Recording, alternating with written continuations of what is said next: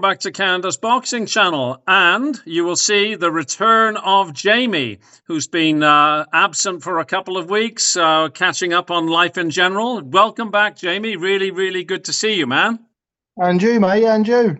I'm glad you How's didn't introduce me. You said Return of the King, didn't you, a bit ago? yeah. I'm glad you didn't say that. Well, you are certainly a massively popular guest, and people have been asking where you are. And I've been saying, like you've had a couple of weeks of R&R, well-deserved R&R. Yeah. So you're looking good, man. You're looking well. Oh, cheers, mate. Yeah, I've got a beer in my hand, as I was saying to you off camera, but I was just trying to watch what I eat a bit more and stuff like that. So Right yeah, on. Well, all good. it's a constant battle, but so everybody knows it is 9 o'clock in the UK, and you're entitled to be sitting having a beer. It's only Oh one yeah. o'clock in the afternoon with me, so I'm sticking with my water. But I was joking about a bit actually because I'm child free for the next 2 weeks. My son's away, so it's going to be like I was 24 again. Do you know what I mean? So I'll be partying like it was 1999. 1999. Ooh, I was 39 then. So, I was 9. Hey, listen, I want to be respectful of your time. So let's kick off. I'd like to know your opinion about a fight that's taken place in just over 2 weeks' time. Dillian, the body snatcher, Whyte, and Moses, whatever his nickname is, Itauma, who are heading up a Riyadh season card on pay-per-frickin' view as well, which has gotten my goat. But what's your thinking on the fight? My thinking on the fight, I think it's Alma's time to shine, isn't it? And I think this is definitely a Frank Warren special because he's very astute at steering the career of fighters and getting them the right sort of fights to the right time.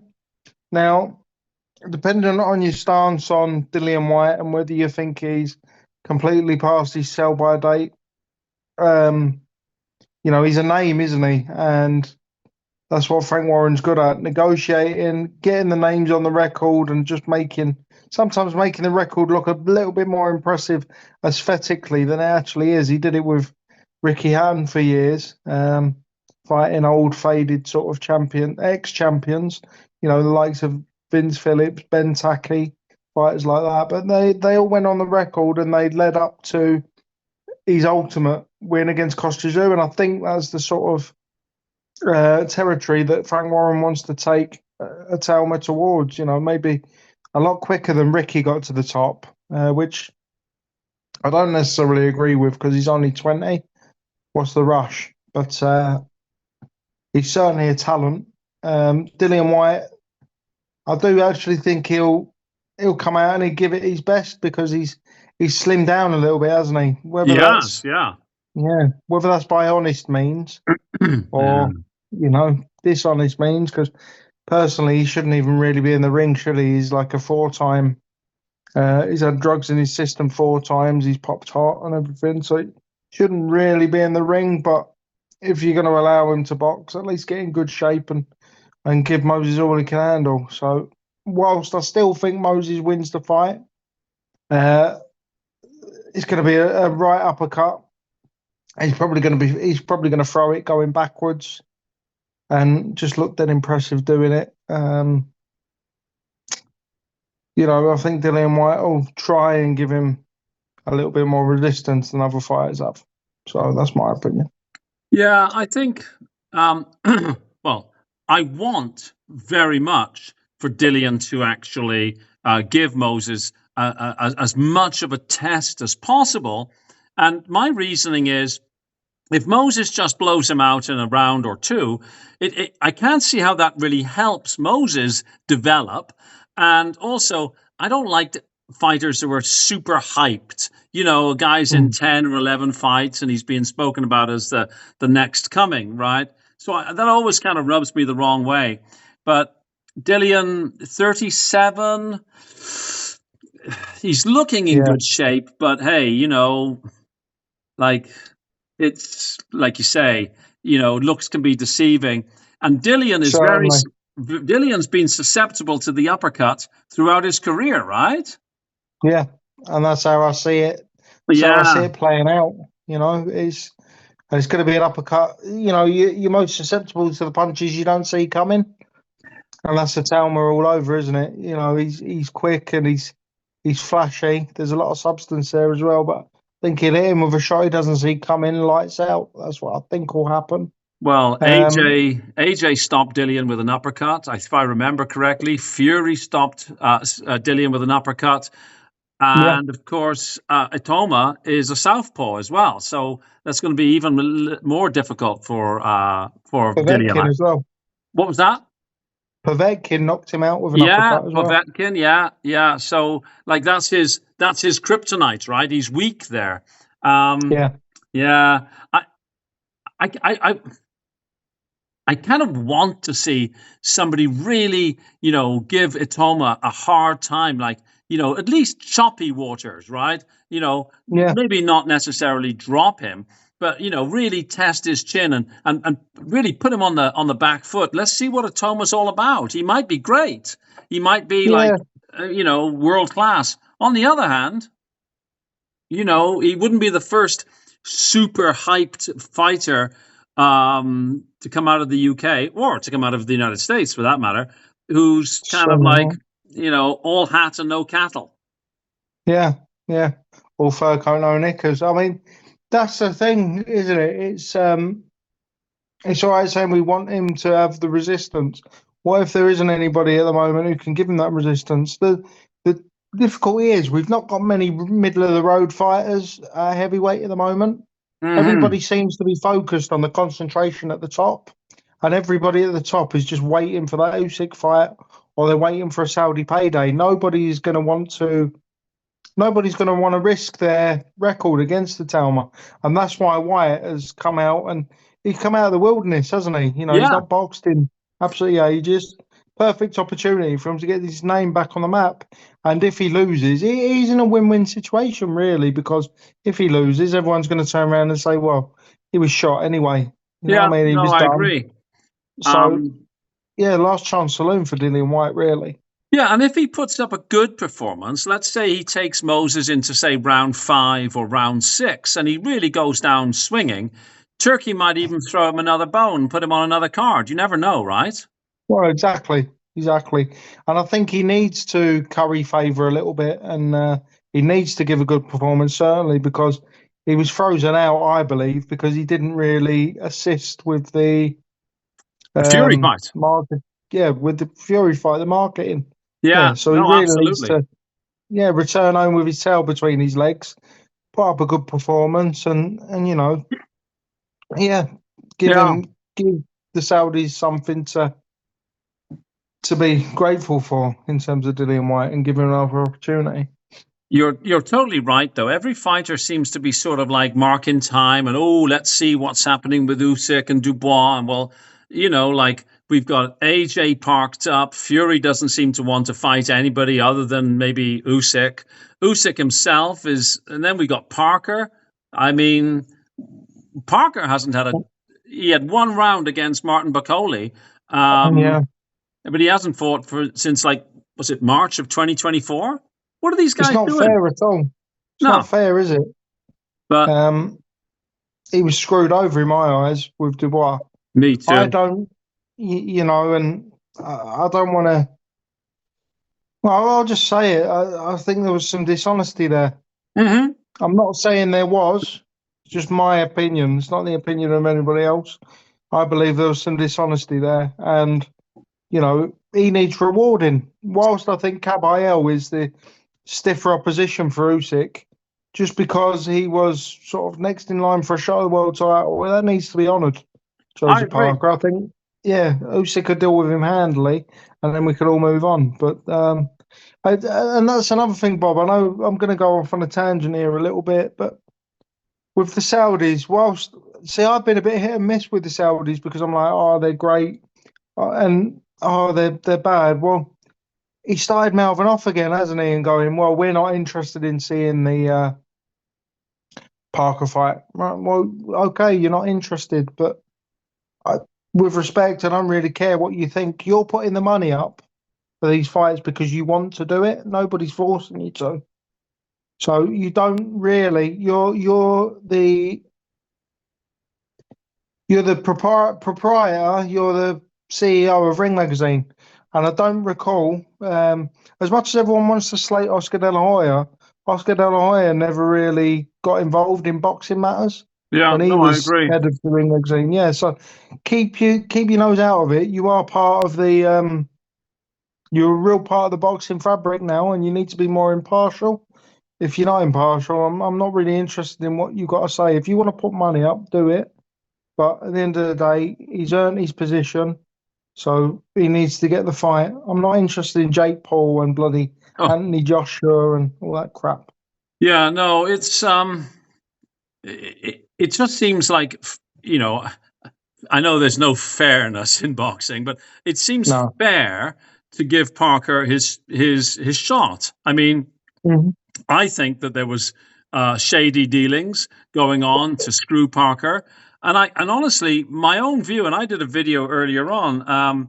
I think that they might even hang Parker out to dry again. Maybe try and maneuver Itoma into a position where Itoma can have a fairly clear run at a belt, but you know I Yeah, just shake my head. By the way, I also agree with you that the stiffest test for Usyk would be Ajit Kabayel. I yeah, like Kabayel. He's one of, well, I I like do. Parker and Kabayel, to be honest with you. Yeah, they strike me as just very similar sort of fighters, Yeah, quite similar, you know. So if it's really not going to happen, if Usyk and Parker isn't going to happen, get them two in against each other. It's an intriguing fight. It's what we call over here a trade fight yeah, because the yeah. fans won't be that interested in it. But you know, people at Boxing News, all the journalists, all the people linked with boxing, they'd love that fight. And you know, that would be the sort of fight on a Saudi card that I would be more interested in than the main event. Same Like if here. it's not Usyk, you know. Yeah, same So here. yeah, No, I get agree. it done. I Mm, agree. The only people I'm interested in AJ fighting, if AJ is not going to fight Fury, is I'd like to see him fight Deontay Wilder just to end off that era. yeah. I don't really care who wins, kind of thing. I just want to see, like, No. okay, done and dusted then. But Just cover it off. Yeah, yeah, exactly.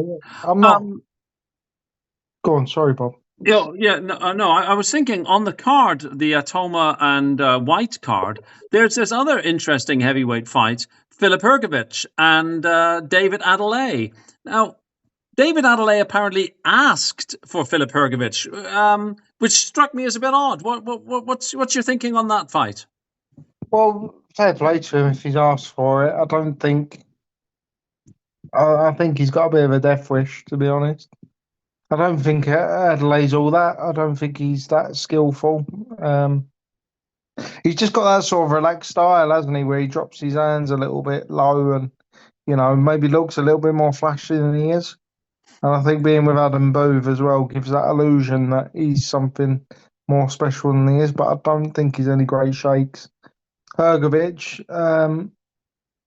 he's shown he can press. Hrgovic to me is a very, very poor man's, and I want to stress the term very, very poor man's. Vitaly Klitschko, style wise, Like you know. a dollar store or pound shop version Yeah, of Vitaly pound shop. Klitschko? Yeah. Yeah, Dollar Tree. Do you have Dollar Tree over in Canada, Bob? I know it's. Yeah. Dollar Yeah, there Tree you go. is, yeah. Yeah, he's a Dollar Tree Vitaly Klitschko. Um, so yeah, I can see him just sweeping him aside.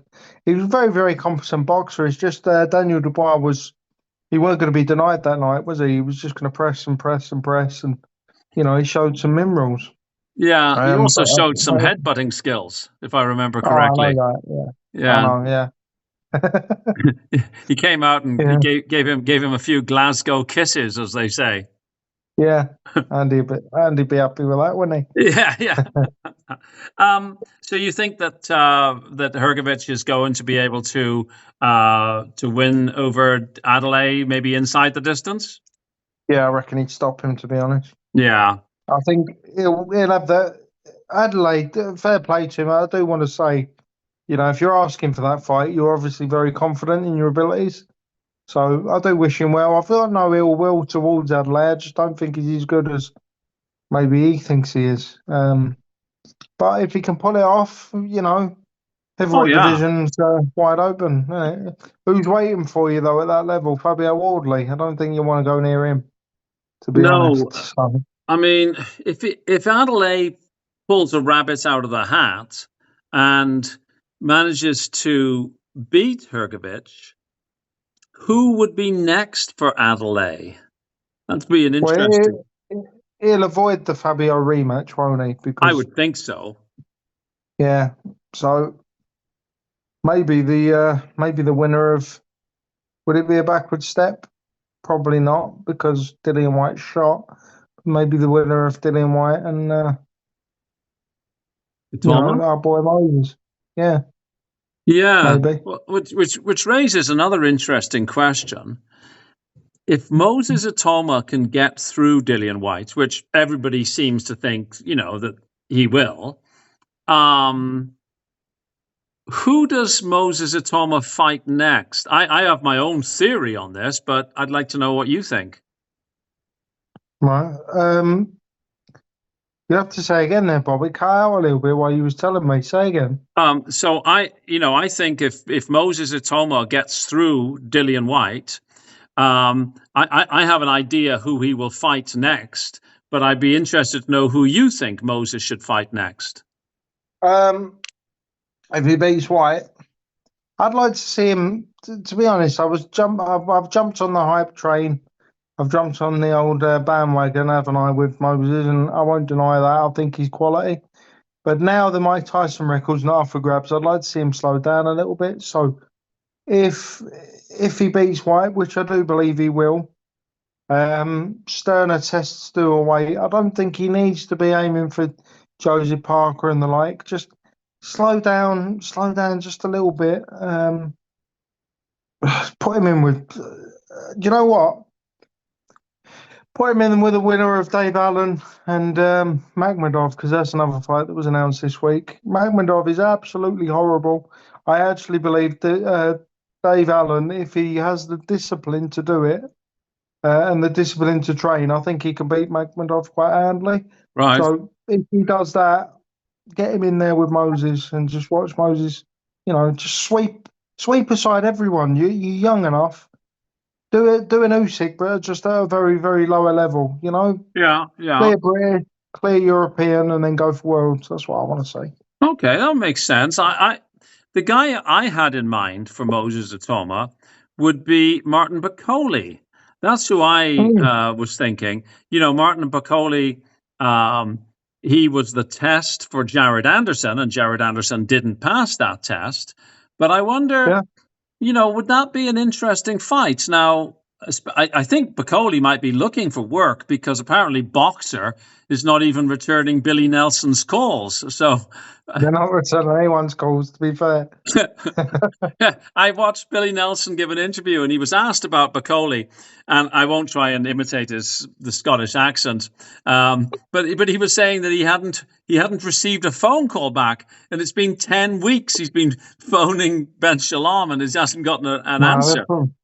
That's crazy. To be fair, they're probably bored of. To be fair, if he's replying to everyone else, Billy Nelson's probably on the bottom of your list because he's boring, isn't he? He just goes on about sparring stories and, he's the greatest promoter in the world for his fighter, but is there someone you want to spend time with and have a cup of tea? I don't think so. No, but I would like to see Bakole like in a real fight. Like let's find out, is Bakole actually disciplined enough to come in under 20 stone, under 280 pounds? Probably not. No, I mean it could be one of those fighters because when Andy Ruiz has lost a bit of timber, he's come in and he's just not looked as effective.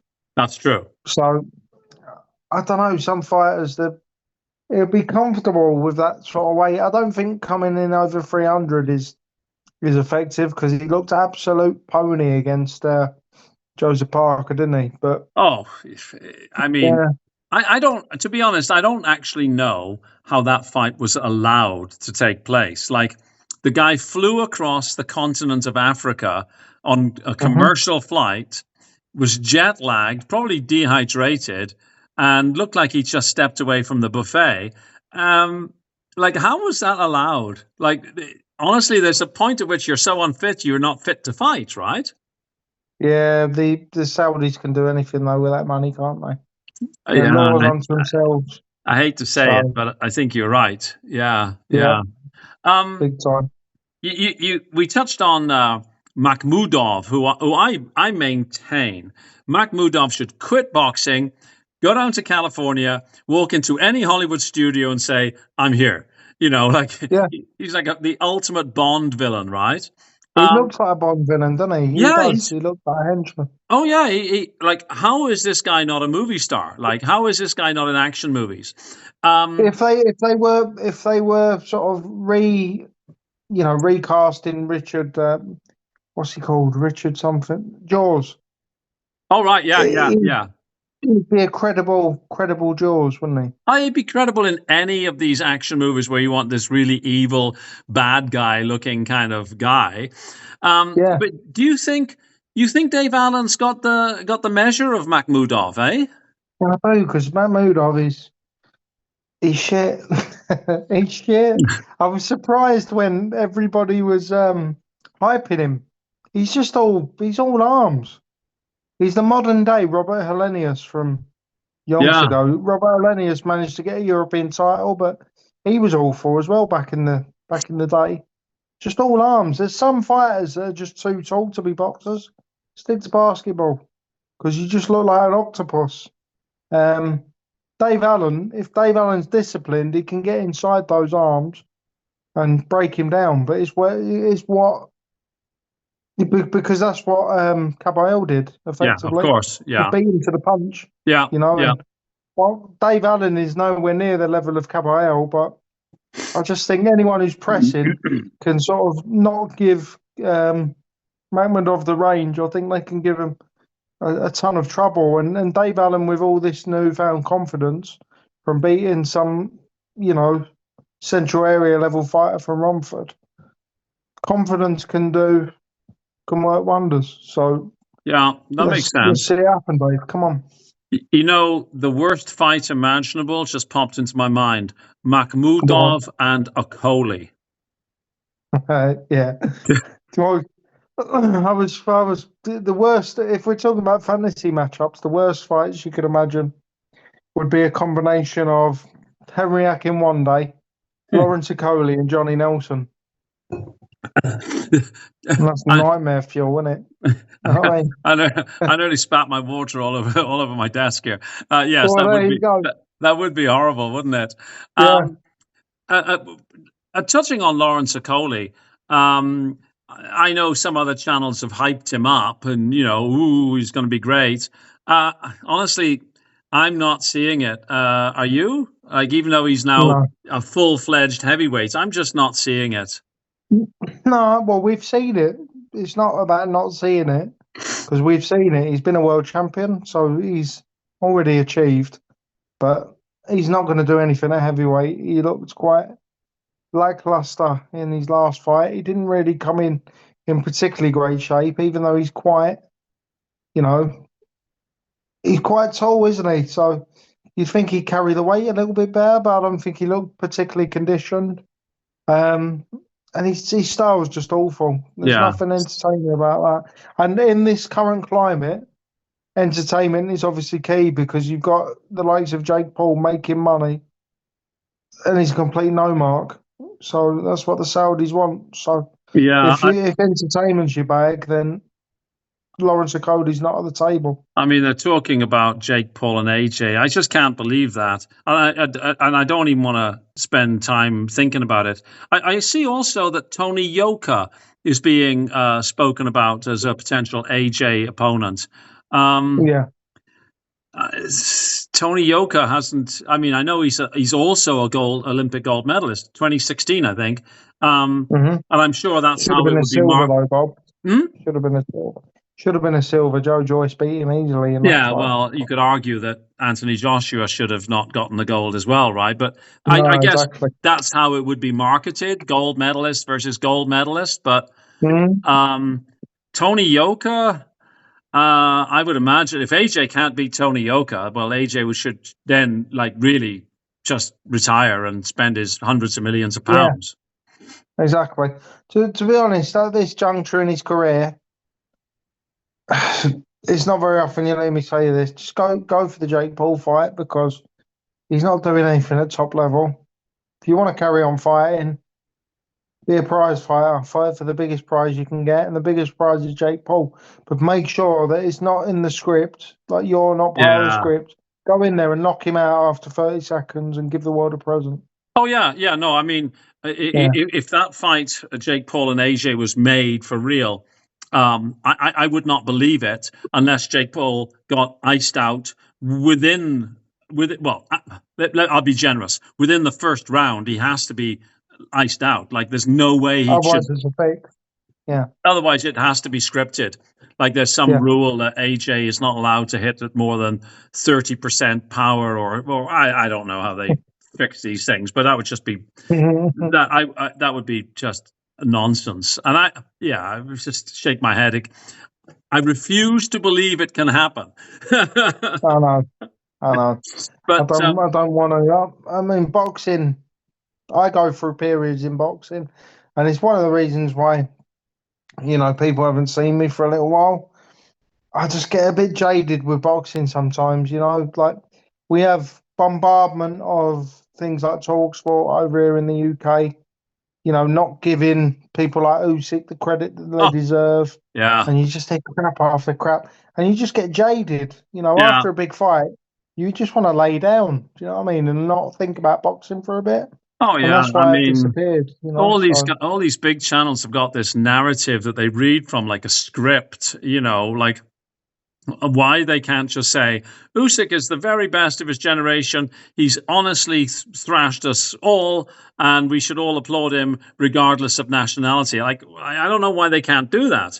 There's all these. exactly, and yeah, it's so irritating. You got the likes of Spencer Oliver, who was outspoken enough when he was talking about a certain drug cheat in Conor Ben. Yeah, And then suddenly, when the Conor Ben fight comes up and everyone can make a few quid, he's suddenly going quiet about it and like, oh, he's me mate and all. No, yeah. bugger off. The integrity's gone out the window. It is just jading is the right word. The last fight I would like to touch on with you, if you don't mind, before we run out of time.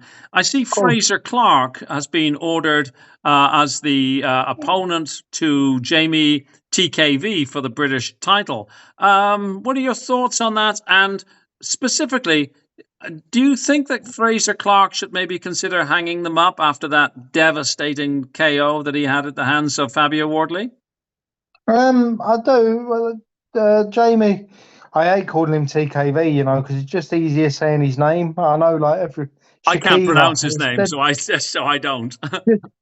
No, that. I'm not slating you there, Bob. I just don't like being one of them cool people. You've got a name, use it.